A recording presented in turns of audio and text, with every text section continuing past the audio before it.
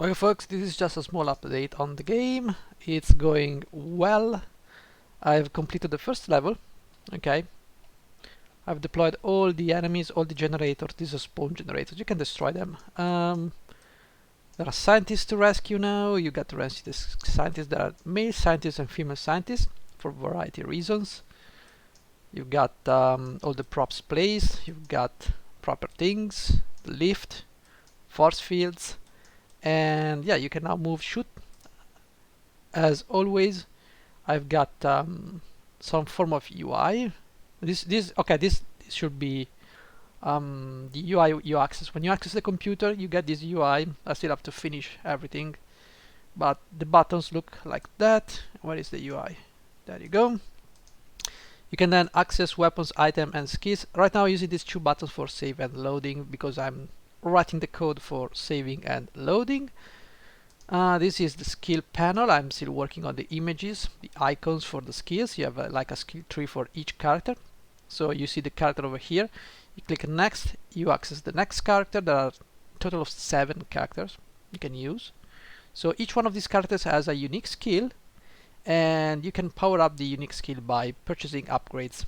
When you level up, it's pretty much like Dungeons and Dragons, but you level up your character and you get skill points which you can put in skills like weapons, repairing, medical, leadership, and then every 3 levels or something like that you gain 1 fit point.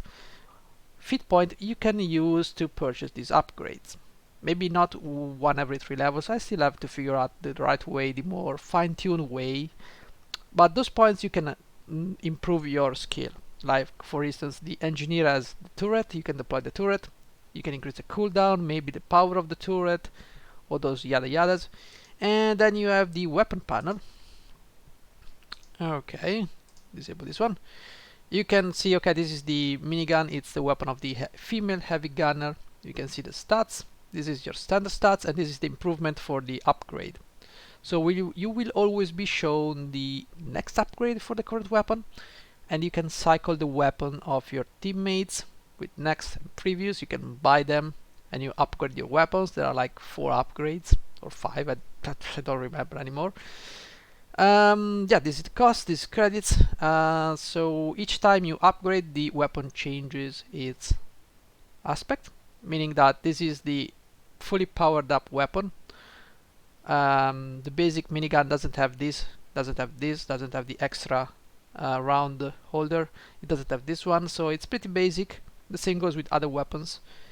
And yeah, this is cool. This is cool. I like it. I like it. It's coming out nicely. As for the UI panel, the UI canvas, we need to deactivate that. So as always, you can move, you can shoot. You've got tracer rounds.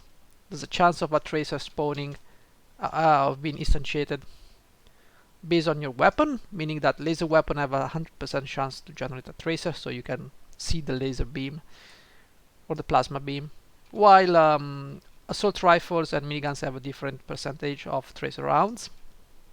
Everything else is just the same. You can switch your team members like that, and there you go. So each one of those, this guy has an assault rifle, but I'm gonna change him to a shotgun, so this is gonna change. So that's not a big issue. Okay, it doesn't have the right animation for walking and shooting. I still have to slice those animation in. I'm not worried about those. I'm worried about the code, getting the interface down correctly. You can upgrade, in fact, you can upgrade your skills. UI, what is that? UI canvas. And if you click on the skill panel, okay, you can click on this thing. You have a pop-up for each skill, like better MRE, each level increase the amount of fatigue restored to all team members by 10%. You click, and there's an exception. Why is that an exception right now?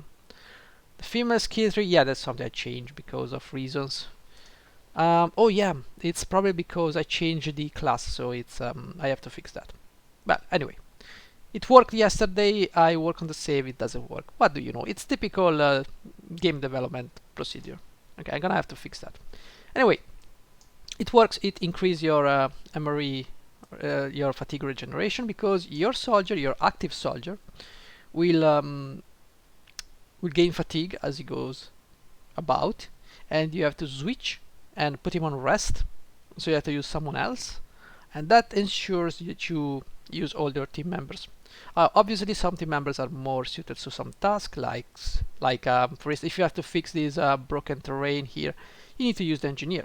Now should your engineer dies or get put unconscious, you need to use someone else. Someone else can do the job of the engineer, but its chance of success and his speed at fixing this problem is related to his skill. So if we take like the engineer, we have selected the engineer. I still have to give him stats. See, you have repair, hacking, demolition, leadership, medical, and weapons.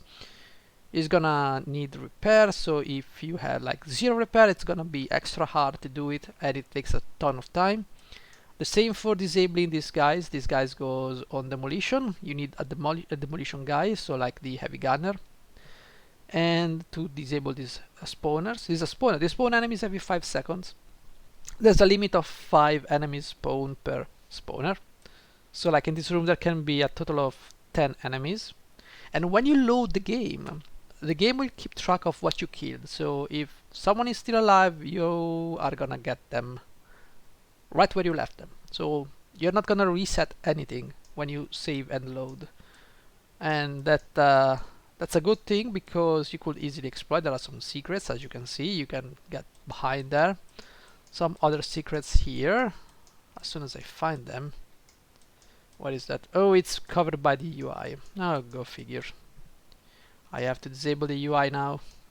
UI canvas, disable the UI. And there you go. There's a secret. As you can see, there is a black. You can see there is a cut in the yellow line. You can go in there, find the way through, and get to the secret. You find some goodies here. Isn't that cool? I think it's cool.